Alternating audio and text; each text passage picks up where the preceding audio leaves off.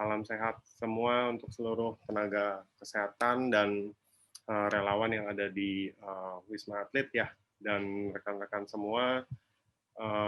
Hari ini saya diberi kesempatan untuk membawakan soal rekomendasi imunisasi IDAI yang 2020 yang baru belum ada 1 bulan ya. Kita tahu mungkin masih banyak yang rekan-rekan yang masih belum mengetahui apa saja sih yang terjadi perubahannya gitu. Izin share screen.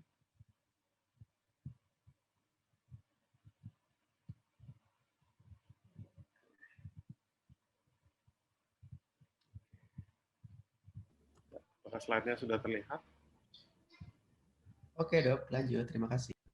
Terima kasih. Ya, ini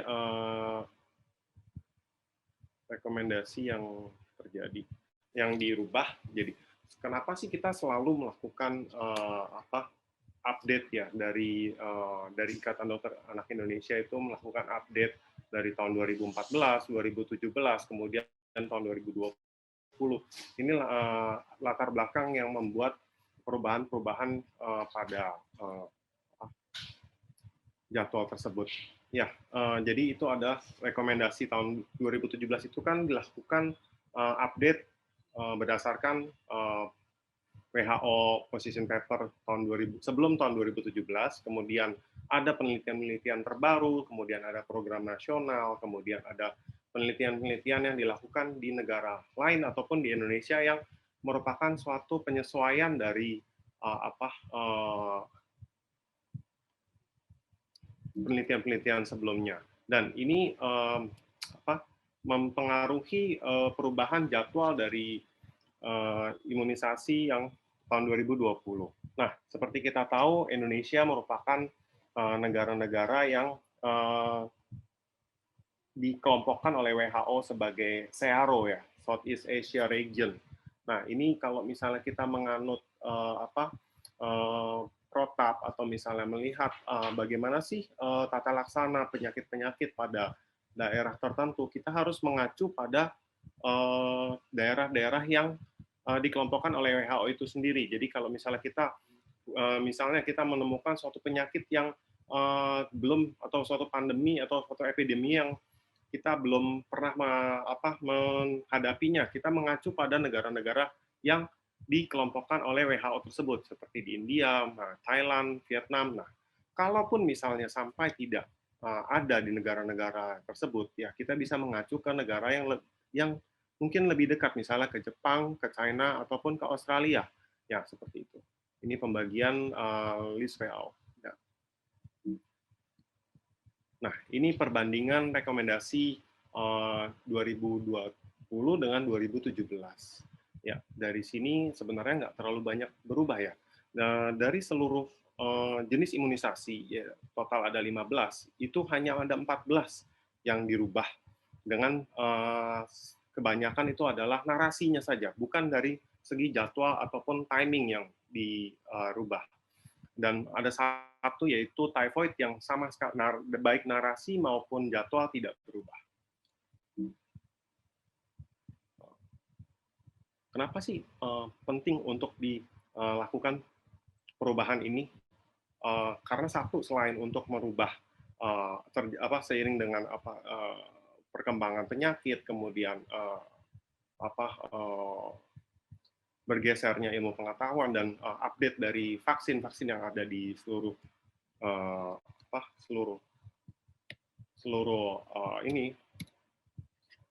seluruh produksi yang ada di dunia, maka melakukan perubahan.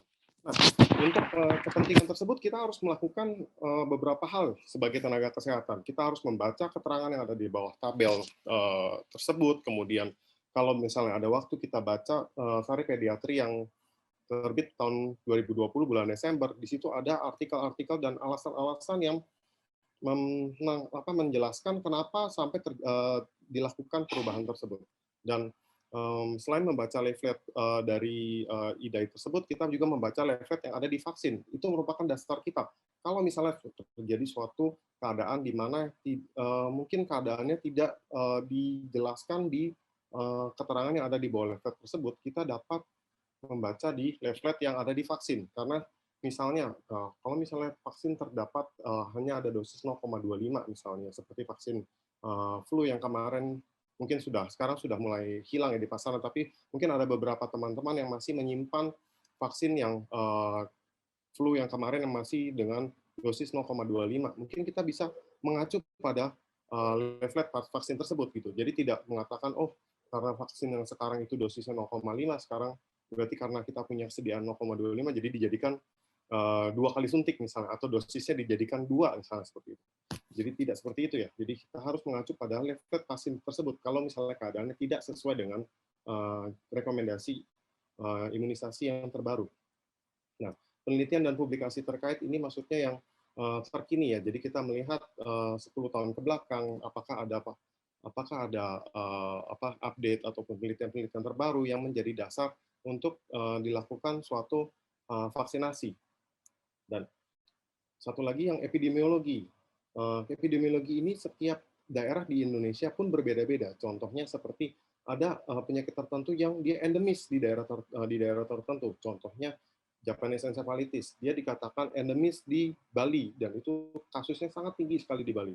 Nah, kalau misalnya berdasarkan pengalaman saya, karena kebetulan saya sempat adaptasi di Bali, itu selama jaga itu bisa dalam 1 bulan mungkin bisa menemukan 3-5 pasien dengan suspek JE. Ya. Mungkin itu jarang ditemukan kalau di daerah lain. Itu kita sesuaikan dengan seperti itu. Lanjut. Nah, vaksin yang pertama yang akan saya coba untuk bicarakan adalah hepatitis B. Nah, kalau rekan-rekan dan teman-teman lihat, ini hepatitis B sebenarnya kalau dilihat cuma ada perubahan di, bentar, saya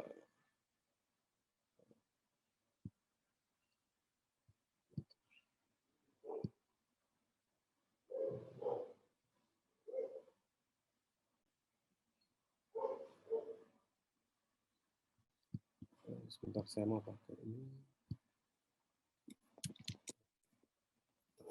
Gini ya deh, terlihatnya ada pointer saya kan. Ini pada bulan ke-18 usia ini kan ditambahkan booster ya. Sebenarnya kalau misalnya dilihat dari tabel atasnya ini sebenarnya cuma perubahan di bulan ke-18, tapi secara narasi itu berubah. Nah, pemberian pertama kalau pada tahun 2017 itu adalah 12 jam pertama setelah lahir ya. Kalau di tahun 2000 itu 2020 diberikan mundur ya. Jadi 24 jam pertama. Nah, kemudian kalau ditambahkan dengan narasi yaitu kalau bayinya kurang dari 2.000 gram, itu diberikan 1 bulan setelahnya. Nah, ini ada alasannya. Kenapa? Karena setelah usia 1 bulan kronologis ya, kronologis itu maksudnya kita tidak melihat usia koreksi, karena kalau usia koreksi itu kalau bayinya prematur, ya kita harus mengurangi kronologis dengan usia prematuritasnya tersebut ya, kurang berapa minggu. Nah, kalau ini kita lihat secara kronologisnya aja. Setelah usia 1 bulan baru kita berikan hepatitis B. Nah, ini alasannya kenapa? Karena kalau sebelum usia 1 bulan dikatakan walaupun berat badannya sudah mencapai 2.000 gram, ya itu dikatakan respon imunitas yang kita harapkan, titer yang kita harapkan tidak sesuai dengan apa yang kita direkomendasikan oleh WHO. Jadi itu setelah usia 1 bulan baru dikatakan menyerupai atau mencapai target yang diinginkan oleh WHO. Jadi kita berikan setelah usia 1 bulan. Nah, kemudian dengan ibu dengan HBsAg positif dan bayinya bugar, berikan vaksin monovalen segera. Nah, dengan bersamaan dengan imunoglobulin, ya, yang tentunya mungkin rekan-rekan sudah pernah baca di rekomendasi-rekomendasi tata laksana ibu dengan HBsAg positif pada terhadap bayinya ya. Ini biasanya kita tidak menghitung dosis yang pemberian yang pertama. Nah, kemudian pemberian yang kedua dan ketiga dan selanjutnya itu baru kita hitung sebagai pemberian precaution untuk ibu-ibu yang ibu-ibu dengan HBsAg positif yang melahirkan bayi. Kemudian additional dose itu dilakukan pada usia 18 bulan karena dikatakan setelah usia 5 tahun, kalau pemberiannya hanya diberikan secara 3 kali atau 4 kali pada sesuai dengan anjuran rekomendasi IDAI 2017, itu dikatakan titernya mulai turun. Nah, setelah dilakukan booster pada pemberian pada bulan usia 18 bulan, itu dikatakan dapat meningkatkan atau menjaga titer antibodinya tetap terjaga di level yang kita inginkan untuk memberikan efek proteksi. Oke, setelah itu polio. Nah, pada pemberian polio ini ada perbedaan antara tahun 2017 dengan 2020. 2017 polio ini kan biasanya kalau rekan-rekan tahu mungkin diberikan secara oral, jadi OPV. Nah, dengan dikatakan minimal 1 kali pemberian IPV. Nah, kalau 2020 minimal IPV-nya itu dinaikkan menjadi 2 kali sebelum usia 1 tahun dan dilakukan booster OPV ataupun IPV dengan DPT pada usia 18 bulan. Jadi kalau di pelaksanaan sehari-hari mungkin kalau di praktek sehari-hari rekan-rekan sudah menemukan heksavalen yang isinya IPV. Jadi pentavalen dicampur dengan digabung dengan IPV. Jadi ini sebenarnya sudah dilakukan oleh rekan-rekan yang melakukan vaksinasi heksavalen. Sebenarnya tidak. Sebenarnya ini sudah dilakukan walaupun belum direkomendasikan waktu pas tahun 2017. Ya, tapi kalau pada rekan-rekan yang masih menggunakan pentabio biasa, maka di usia 18 bulan disarankan untuk menggunakan atau memberikan substitusi pemberian OPV ataupun IPV ya pada usia 18 bulan. Vaksin yang ketiga yaitu BCG. Nah, BCG ini ada perubahan yang mungkin cukup signifikan karena BCG kan cuma diberikan 1 kali. Ya. Nah, kalau di 2017 kita tahu BCG itu peak-nya atau misalnya rekomendasinya itu adalah di usia 2 bulan. Nah, pada rekomendasi 2020 itu dimajukan, jadi dilakukan sebelum usia 1 bulan. Nah, begitu karena pada beberapa penelitian yang dilakukan di seluruh dunia maupun di Indonesia itu dikatakan sebelum usia 1 bulan itu kalau kita tidak memberikan perlindungan atau proteksi ada risiko untuk terjadi infeksi dari tuberkulosis. Jadi kita memberikan proteksi secara dini kepada bayi-bayi yang baru lahir, terutama di Indonesia karena Indonesia adalah endemis dari TB tersebut. Jadi kita mencoba untuk memberantas TB yang merupakan suatu penyakit yang sudah lama ditemukan di Indonesia ya. Itu salah satu alasannya. Kemudian kalau bagaimana kalau misalnya terjadi keterlambatan ya? Kalau di rekomendasi 2017 usia lebih dari 3 bulan dilakukan tes tuberkulin. Nah, kalau di 2020 sama persis dilakukan uji tuberkulin. Namun karena uji tuberkulin ini tidak semua tempat memiliki fasilitas ataupun ketersediaan yang logistik yang cukup baik ya. Contohnya di beberapa rumah sakit, bahkan di Jakarta saya pernah mengalami uji tuberkulin itu kosong untuk beberapa bulan. Nah, ini bagaimana nih kalau begitu gimana ya? Maksudnya gimana kita nggak boleh dong lakukan pemberian BCG. Oh, kalau gitu dilakukan pemberian tidak dilakukan, namun kita lakukan pemantauan secara ketat pada 1 minggu setelah pemberian BCG. Jadi bila terjadi suatu reaksi atau misalnya BCG-itis atau misalnya suatu bengkak yang berlebihan, kita lakukan penelusuran atau diagnosis tuberkulosis. Ya, karena kita harus menyingkirkan kemungkinan apakah dia sudah terjadi paparan tuberkulosa selama 3 bulan pertama. Kemudian DPT. Nah, pada tahun 2017, rekomendasi IDAI, DPT dilakukan booster pada usia 5 tahun. Nah, sementara pada 2020 ini dilakukan booster pada usia 5 sampai 7 tahun, yaitu usia masuk sekolah ya, pada program BIAS, dan kemudian BIAS yang kedua pada usia 10 sampai 11 tahun pada kelas 5. Nah, kemudian dilakukan lagi booster pada 18 tahun. Ini perbedaan BPP. Nah, HIB. Nah, HIB ini merupakan satu vaksin yang sudah digabung oleh pemerintah sendiri dari program Pentabio ya, kemudian juga dari vaksin-vaksin yang import yang lain dalam bentuk hexavalen. Ini tidak ada lagi di Indonesia yang sediaan HIB monovalen, jadi vaksinasi HIB single gitu. Jadi kebanyakan diberikan bersamaan dengan pentavalen. Jadi di rekomendasi tahun 2020 booster yang dilakukan bersama dengan DPT itu dicantumkan pada usia 18 bulan bersamaan dengan DPT. Nah, PCV ini merupakan imunisasi yang tadinya hanya imunisasi yang disarankan menjadi imunisasi yang dijadikan imunisasi dasar sebenarnya. Jadi PCV ini ada perubahan yang cukup signifikan pada tahun dari 2017 ke 2020. Pertama yang 2017 kalau usia 7 sampai 12 bulan diberikan 2 kali dengan interval 2 bulan. Sementara 2020 usia 17 sampai 12 bulan diberikan 2 kali dengan jarak minimal 1 bulan. Booster diberikan setelah usia 12 bulan dengan jarak minimal 2 bulan dari dosis sebelumnya. Contohnya misalnya pada usia 9 bulan dia datang ke praktekan, kemudian dia minta imunisasi PCV, kemudian diberikan booster pemberian yang kedua pada usia 10 bulan, dan pemberian boosternya itu pada usia 12 bulan. Itu boleh dilakukan karena dari 10 ke 12 itu jaraknya 2 bulan. Kalau misalnya pemberian keduanya pada usia 11 bulan, maka pemberian boosternya minimal itu berjarak 2 bulan dari usia 11 bulan tersebut, usia 13 bulan. Nah, kalau pada rekomendasi 2017, ya usia lebih dari 1 tahun diberikan 1 kali, dan booster diberikan 12 bulan atau 2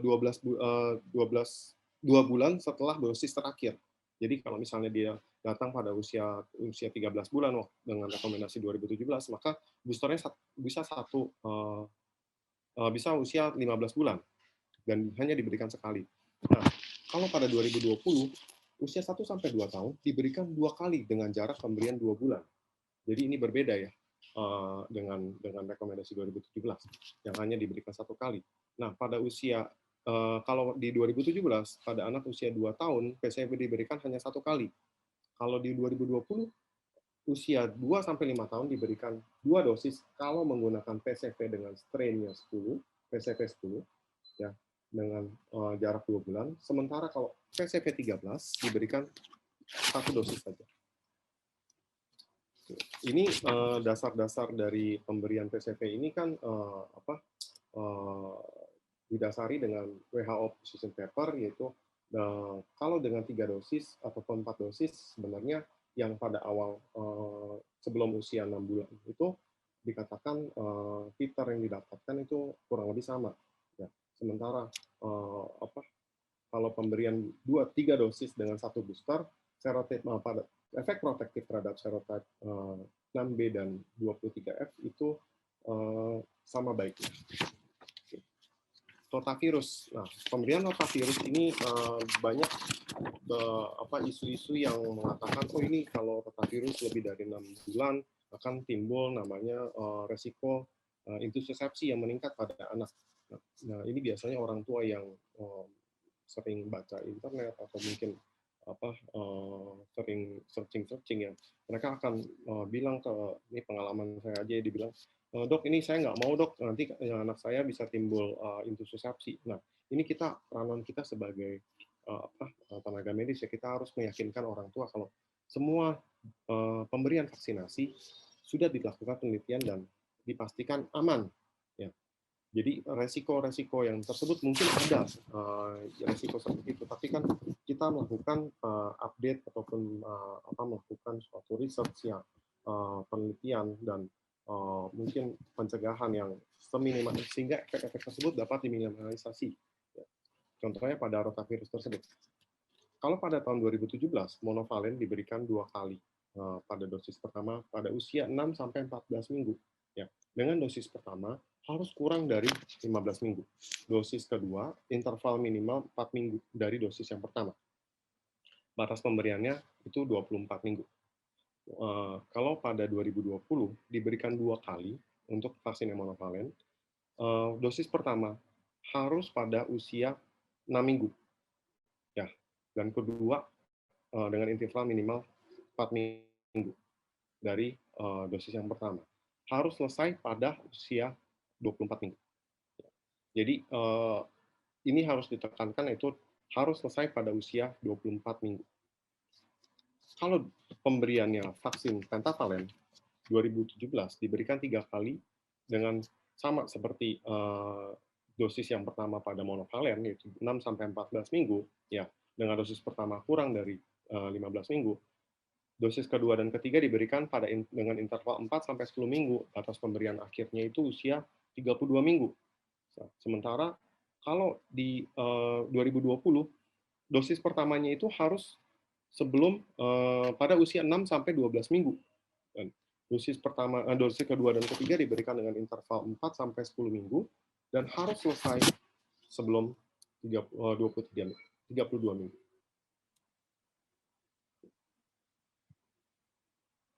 Nah, ini influenza sempat menjadi tren beberapa orang tua ya. Jadi sebelum vaksinasi COVID ini bergaung, mereka mulai mengatakan, oh kita pakai vaksin itu aja, vaksin influenza yang selama ini beredar ya, contohnya Fluquadri atau apa. Bahkan sempat terjadi aksi borong vaksin ya di beberapa rumah sakit, sehingga ketersediaan vaksin yang tadinya biasa-biasa nanti jadi hilang dari pasaran. Dan ini ya mungkin ini tren dan kepanikan dari banyak masyarakat yang mungkin harusnya dihindari ya sebenarnya. Nah, kalau di rekomendasi tahun 2017 ini ulangan hanya jadi cuma ada satu keterangan, ulangan 1 kali setiap tahun dan dimulai pada usia 6 bulan. Nah, kalau 2020 itu tetap di usia 6 bulan dimulainya, diulang setiap tahun. Namun pada usia 6 bulan sampai 8 tahun, imunisasi pertama dilakukan dengan 2 dosis dengan interval minimal 4 minggu. Nah, setelah bila anak yang datang usia lebih dari 9 tahun, baru dosis pertama itu cuma 1 dosis. Nah, pemberian yang vaksin pada usia kurang dari 3 tahun pada rekomendasi 2017 itu diberikan dosisnya hanya 0,25. Nah, kalau pada tahun 2020 itu dosisnya semua sama, flat, 0,5 mili. Ya. Itu dikatakan kan ada pertanyaan, kalau gitu kenapa nggak dari dulu aja begini? Nah, ternyata dari penelitian dikatakan KIPI ataupun respon imun ataupun efek samping dari vaksin yang kita berikan dengan dosis 0,5 dikatakan tidak berbeda dengan pemberian 0,25. Malah 0,25 itu dikatakan titer yang kita harapkan, proteksi yang kita harapkan itu tidak lebih tinggi dari yang 0,5. Jadi kita menyesuaikan dosis dengan penelitian-penelitian yang terbaru.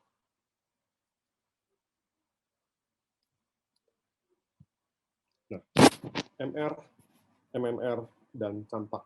Nah, ini ada yang berubah dan cukup signifikan. Pada 2017, campak itu diberikan pada usia 9 bulan. Nah, kalau diperhatikan di tabel 2020, campak ini udah nggak ada. Jadi digantikan dengan MR.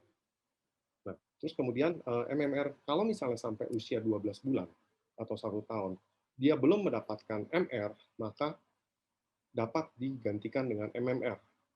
Kalau pada 2020, sama seperti dengan keterangan yang di 2017. Namun yang perlu diperhatikan atau perlu digarisbawahi di sini adalah kalau misalnya pada usia 9 bulan dia mau mendapatkan MR, namun tidak ada MR, yang ada hanya campak, ya boleh diberikan campak terlebih dahulu. Karena saat ini kan peralihan ya, mungkin masih banyak fasilitas kesehatan yang masih mempunyai atau stok vaksin campak. Itu boleh digunakan. Namun dengan catatan kita harus memberikan atau booster berikutnya itu harus menggunakan MMR karena kita harus mengcover selain campak yaitu mumps dan rubellanya dengan booster pada usia 18 dan umur 5 sampai 7 tahun pada program BIAS sesuai dengan rekomendasi 2020. Nah, ini JE.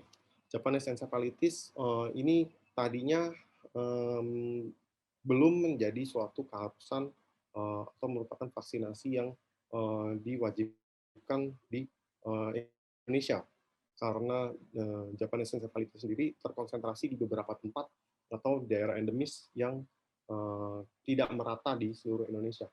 Nah, kalau pada 2020 rekomendasi IDAI mengatakan pada daerah endemis atau kita mempunyai rencana atau misalnya kita suatu waktu bisa pergi ke daerah endemis tersebut, maka diharapkan pada usia 9 bulan sudah dilakukan vaksinasi JE.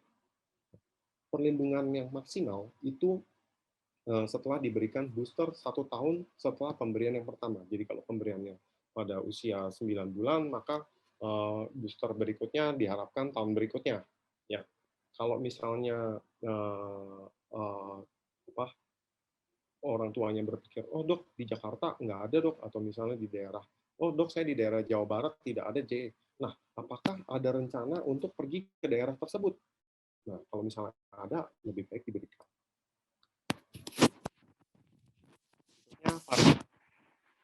Nah, varicella pada tahun 2017 diberikan pada usia 12 bulan dan terbaik pada usia sebelum masuk sekolah dasar. Nah, ini biasanya orang tua yang mungkin agak sedikit ngapain sih disuntik-suntik anaknya, kasihan segala macam. Kalau bisa ditunda dulu deh. Nah, ini sering terjadi. Jadi saya banyak menemukan pasien usia 3 tahun dan dia belum kena cacar ya, kemudian datang ke saya maksudnya belum divaksinasi varicella, kemudian pada satu usia 3 tahun datang ke saya dengan cacar yang cukup berat. Ya. Kenapa? Karena kakaknya sudah sekolah dan ternyata adiknya ini yang usia 3 tahun ini belum divaksinasi cacar. Kakaknya kena cacar karena sudah pernah divaksinasi pada usia menjelang sekolah, membawa virus cacar ini pulang ke rumah, ditularkanlah ke adiknya. Nah, ini yang sering terjadi di praktek sehari-hari ya. Nah, ini mungkin kita perlu meningkatkan kesadaran orang tua tentang pentingnya vaksinasi tersebut. Nah, yang membedakan antara tahun 2017 dan 2020 yaitu adalah pemberiannya itu yang 2017 hanya 1 dosis, kalau pemberian pada rekomendasi 2020 minimal diberikan 2 dosis dengan interval 6 minggu sampai dengan 3 bulan. Jadi vaksin ini harus diberikan 2 kali. Kenapa? Karena dengan pemberian 2 dosis, itu dikatakan selain menurunkan kemungkinan terjadinya cacar yang berat, juga menurunkan terjadinya suatu wabah. Ya. Jadi kalau misalnya diberikan 2 kali, kejadian sekolah tutup karena banyak anaknya kena cacar itu bisa diminimalisasi. Nah, tivoid ini yang tadi saya katakan merupakan vaksin yang tidak ada perubahan dari tahun 2017 ke tahun 2020.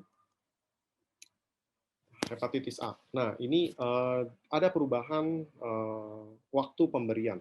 Kalau pada tahun 2017, rekomendasi pada usia 2 tahun diberikan 2 dosis dengan jarak 6-12 bulan. Kalau pada 2020, dimulai pada usia 1 tahun dan dengan jarak yang lebih lebar, yaitu 6-18 bulan.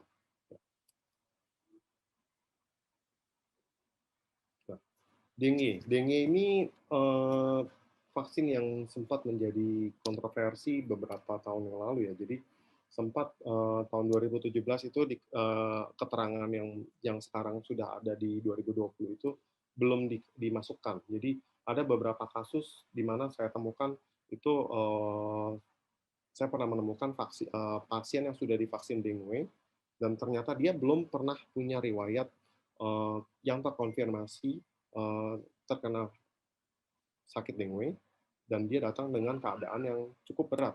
Nah, ini kemudian sempat menimbulkan masalah ya waktu itu, sempat apakah ketakutan jadi dari beberapa orang tua yang mengatakan, wah kalau gitu jangan dong, kenapa vaksin malah membuat keadaan jadi lebih berat, atau misalnya malah keadaan kok jadi lebih tidak sesuai dengan apa yang diharapkan dari pemberian vaksin tersebut. Nah, oleh karena itu WHO dan IDAI mengatakan kalau anak yang akan menerima vaksin dengue itu harus memiliki riwayat diagnosis dengue dengan pemeriksaan NS1 positif ataupun dengan IgM-IgG dengue yang positif. Atau kalau dia tidak mengetahui hal tersebut, pada saat mau pemberian, kita lakukan pemeriksaan IgG anti dengue dan hasilnya harus positif. Kalau tidak ditemukan hal-hal tersebut, maka baiknya tidak diberikan. Oke, HPV. Nah, ini mungkin vaksin yang kemarin sempat menjadi tren ya, di mana pada saat kemunculan sering ada narasi dari atau misalnya hoax yang mungkin mengatakan karena jika divaksin HPV malah meningkatkan resiko terjadinya kanker serviks lah di kemudian hari apa segala macam. Nah, itu mungkin hal-hal yang perlu kita telaah lebih lanjut dan kita harus singkirkan berdasarkan dengan evidence base yang kita punya.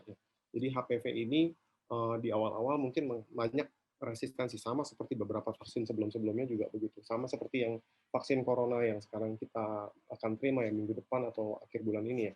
Itu banyak resistensi seperti ini. Nah, dari rekomendasi IDAI 2017 itu HPV dimulai pada usia 10 tahun dengan pemberian 3 dosis untuk yang bivalen dengan jadwal 0, 1, dan 6 bulan. Kalau tetravalen 0, 2, 6.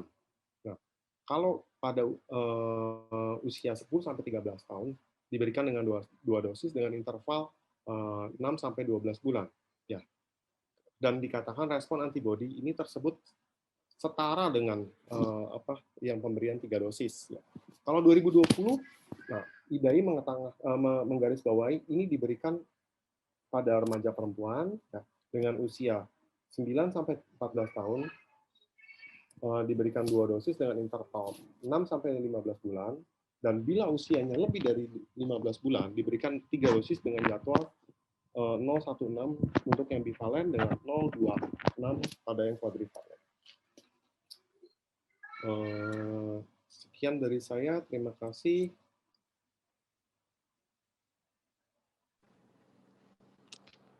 Iya, terima kasih Dokter Eko. Ini sudah banyak pertanyaan ya Dok. Sebentar saya lihat rangkumannya nih Dok. Nah, iya Dok, mungkin yang pertama awal dulu Dok. Kalau misalkan ini untuk keluarga-keluarga dengan punya anak, bagaimana sih Dok imunisasi yang dalam tanda kutip itu sekarang rekomendasi aman gitu maksudnya. Tadi kan sudah jadwalnya ya Dok. Nah tadi ini tuh ditanyakan bagaimana sih Dok prosedurnya, apakah misalkan kan sekarang banyak yang tren juga kayak drive-thru seperti itu loh Dok. Nah apakah itu masih tetap suatu prosedur yang ideal untuk kita melakukan seperti itu Dok? Terima kasih. Problematik orang tua saat ini. Iya betul Dok. Ya. Takut ya.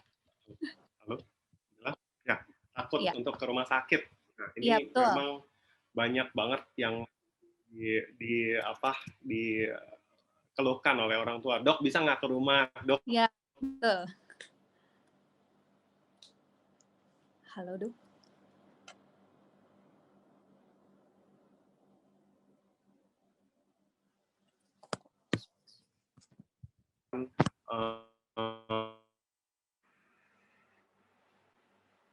Rumah sakit ada di Indonesia atau ada di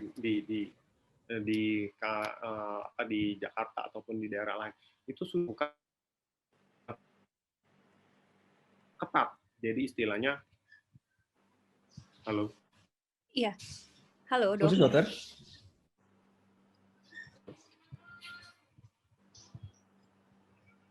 Halo, ya.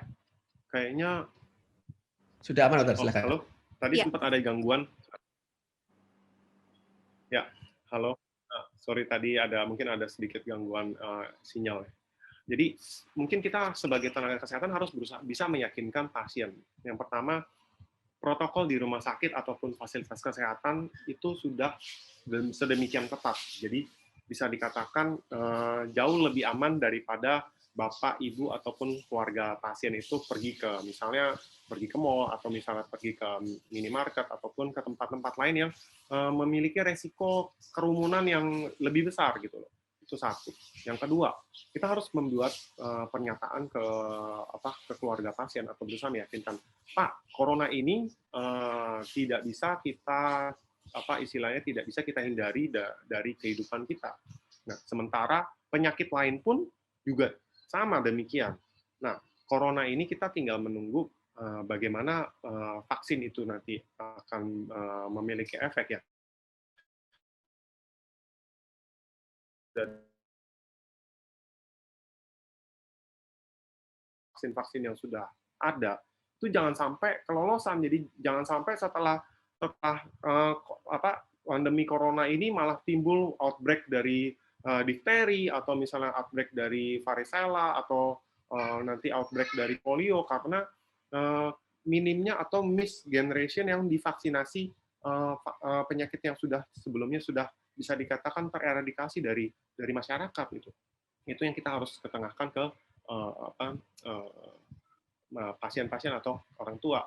Nah, kalau masalah drive-thru atau misalnya kunjungan ke rumah itu balik lagi ke etika ya, dan bagaimana protap pemberian vaksin.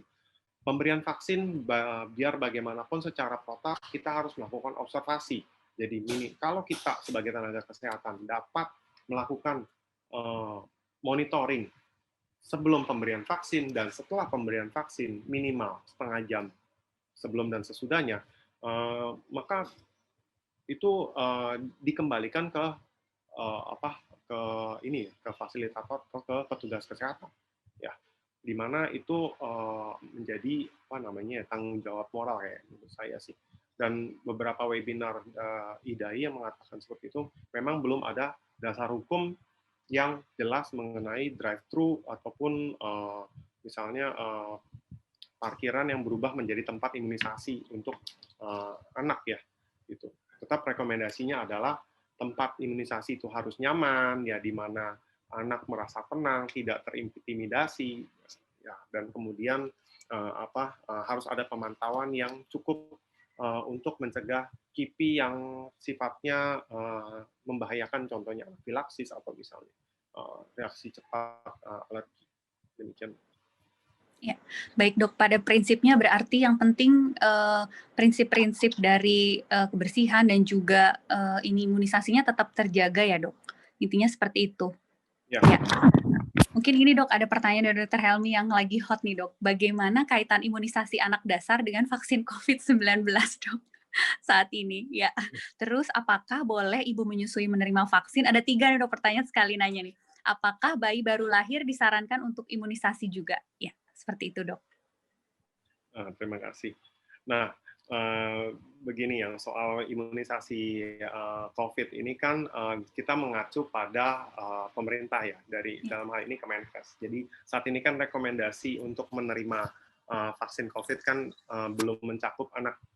Jadi kita masih mengacu pada itu. Jadi kita nanti berpegang pada ketentuan yang dikeluarkan oleh Kemenkes ataupun nanti mungkin akan ada update dari IDAI juga mengenai imunisasi COVID ke depannya ya.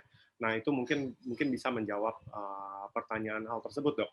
Jadi saat ini kita belum punya acuan ataupun belum punya base yang valid untuk hal tersebut.